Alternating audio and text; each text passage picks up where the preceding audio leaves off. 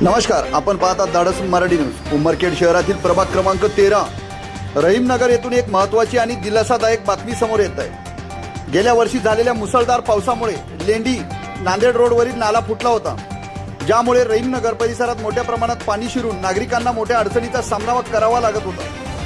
मात्र आजपासून या समस्येवर कायमस्वरूपी तोडगा काढण्यासाठी नाला साफसफाईच्या कामाला सुरुवात करण्यात आली आहे। नगर परिषदेचे उपाध्यक्ष जुबेर कुरेशी आणि स्थानिक नेतृत्व सय्यद सिकंदर उर्फ पप्पूबाई यांच्या अथक प्रयत्नामुळे हे काम प्रत्यक्षात सुरू झाले आहे। या कामामुळे भविष्यात पावसाळ्यात रहीमनगर परिसरात पाणी साचण्याची समस्या मोठ्या प्रमाणात कमी होण्याची शक्यता व्यक्त केली जात आहे। सर्व काही सुरळीत पार पडल्यास या भागातील नागरिकांना यापुढे नाल्यामुळे कोणत्याही अडचण भासणार नाही असा विश्वास व्यक्त केला जात आहे। धाडस मराठी न्यूज उमरखेड।